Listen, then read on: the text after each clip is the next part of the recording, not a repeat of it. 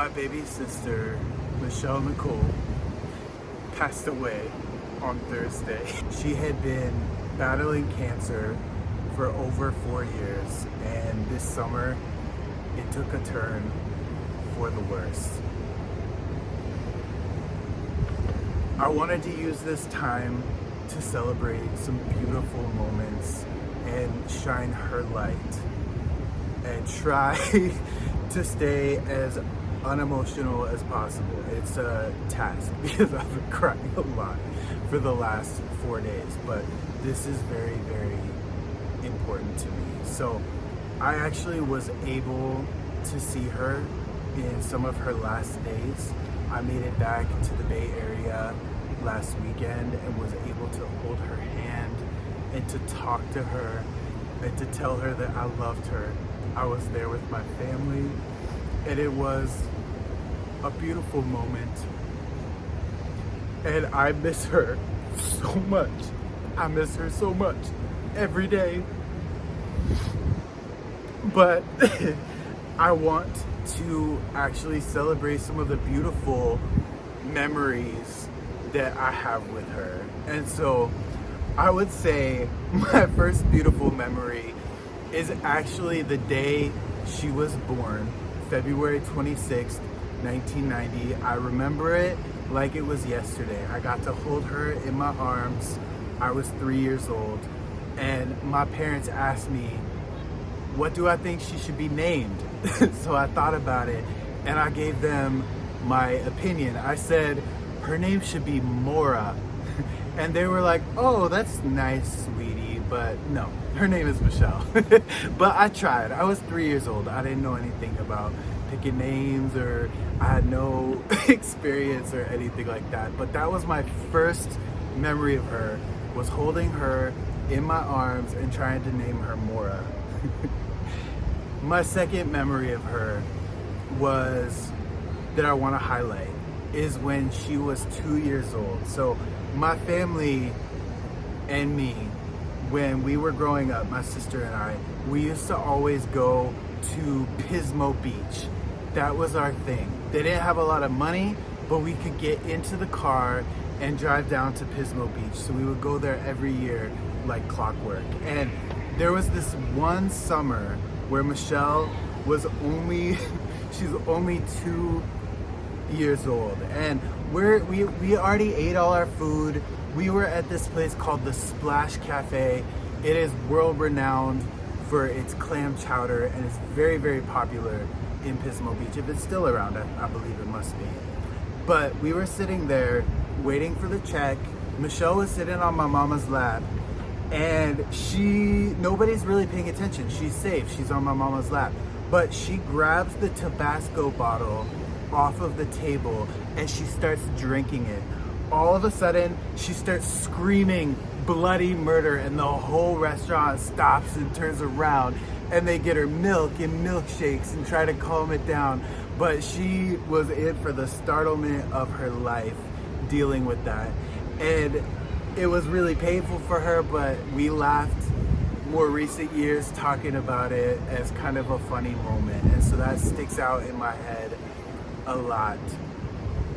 Another moment that I want to highlight is when my sister was 10 years old and I was 13, and we had just arrived in Europe. We were in Valencia, Spain. We were in Belgium. We were in Paris. We were in Rome. It was our first time to Europe. And me and my sister, we had our own hotel room for the first time in Rome. And what we found was a little mini bar that no one had managed to empty. And so we got into the mini bar and we had our first sip of alcohol in that mini bar. And I remember getting a little drunk off of not a whole lot. And we were like, woo, screaming, singing. I threw my little mini bar bottle out the window. It didn't hurt anybody. But we kind of got our first crazy, tipsy, little buzzed type of feeling together in Rome in the year 2000. And that sticks out to me a lot. Also, I want to say, when I was in high school, she was the first person that I came out to when I was 17.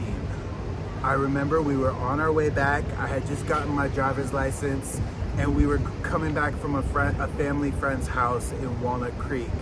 And I decided to tell her as we were driving that I was attracted to men. And her reaction at first, she thought I was joking with her. She thought I was playing a prank on her. She was like, "No, you're not, shut up." And I was like, "Yeah, actually, I am." And I was so nervous because I never told another soul before I told her. But as soon as she had time to process the information, she was supportive. She told me to believe in me, and she gave me the confidence to continue living authentically with no secrets moving forward. And so I credit her so much with helping me to come into who I became and who I am still becoming. One other memory, as I began college at San Diego State, Michelle was still in high school. She was a sophomore in high school. I got to college and I began getting my homework. I had this calculus that I was trying to do and I could not do it. On break, I would come home and Michelle would help me with my calculus homework. She was a sophomore in high school. I was a freshman in college. She was that smart. She is one of the smartest people that I know. And she could help me, 3 years younger, in high school. And she always had that analytical brain as well as that people intuition that was so rare and so beautiful. And that sticks out to me a lot. And in our more adult years, right? Starting over the last 5 to 10 years, I would say she is the one person consistently who I have been able to go to all the time and tell everything and have hour-long conversations over the phone. We would go to Lake Tahoe and go around the lake, go hiking. One of her favorite things to do was to be out exploring, hiking, appreciating the nature. She fucking loved that. And I got to do it with her so many times in Colorado, in California.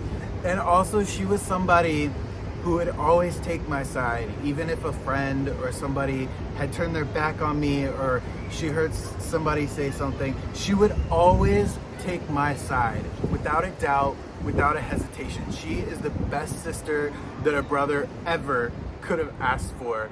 And I love her and I miss her so much. I remember on New Year's during the pandemic, I didn't have anywhere to go for New Year's. I was coming out of the pandemic, I was working remotely, I had started to develop a new set of friends, but she invited me over to her house with her partner Greg, who I also love and adore. And we got to hang out with her cats, we got to be at home, we got to watch movies, play games, listen to music, and we had such a beautiful time that I will cherish for the rest of my life. Overall, I want to say she is the most beautiful person inside and out. She has these gorgeous green eyes. For anyone who thinks that my eyes are even remotely attractive, you haven't seen Michelle's eyes. She has the most enchanting, beautiful eyes in the world, and I miss those eyes so much. And I got to see them, look at her in the eyes last weekend when I was with her in the hospital room, and it was really, really beautiful. And she really was the glue that held my family together. Come holidays, she would be bringing over treats. She would bake these amazing pies of all different varieties. She would come up with these peanut butter fudge bars, and we would all go to her treats first. We would always go to her treats first. They were baked with love. They were delicious. And to me, it was the best food in the world. And I will forever, forever, forever miss it. And it wasn't just the food either. She's the most thoughtful person that I can even imagine.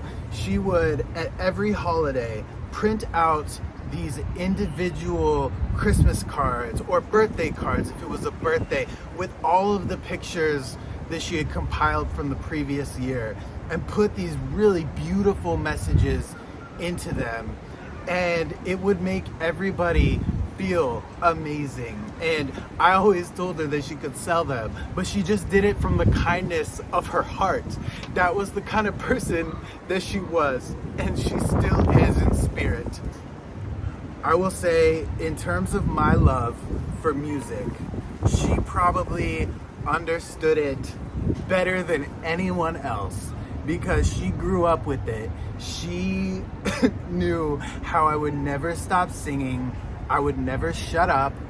And when we were often on vacations together or going somewhere together, she would experience firsthand the songs, artists, genres, overall love for music that I have.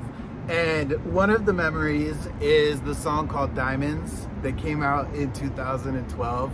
We were in Miami, and I would not stop playing that song. I would not stop singing that song.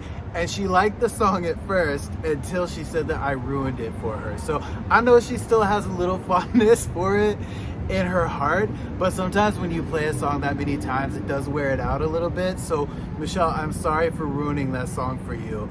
The other one is that she came with me to the Reputation tour in 2018, and that was actually the last concert that I ever took her to. So that has a lot of fondness in my heart as well as a memory.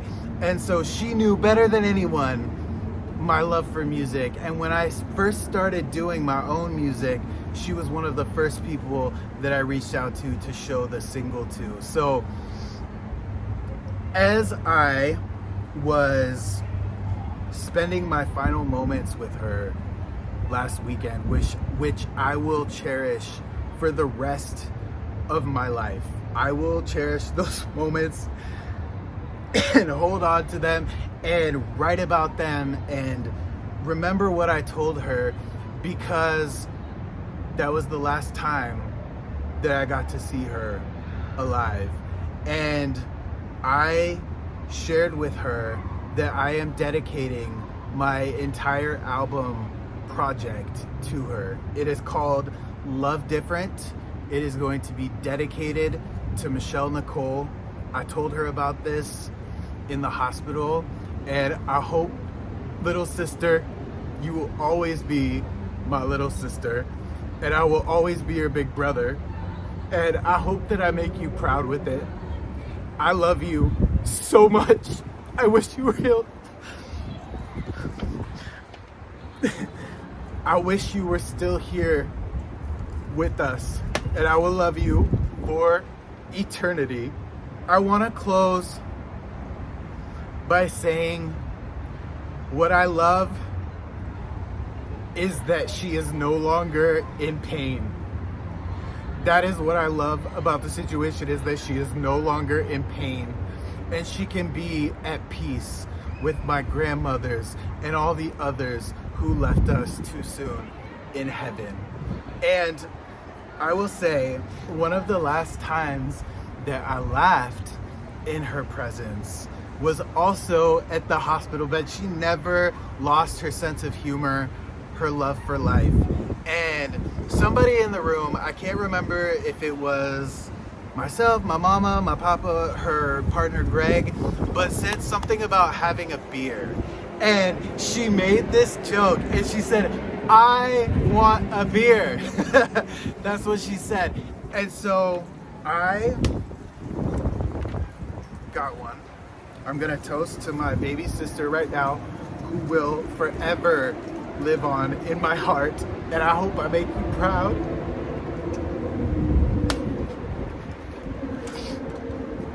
And I want to say, Michelle, you are the most beautiful person,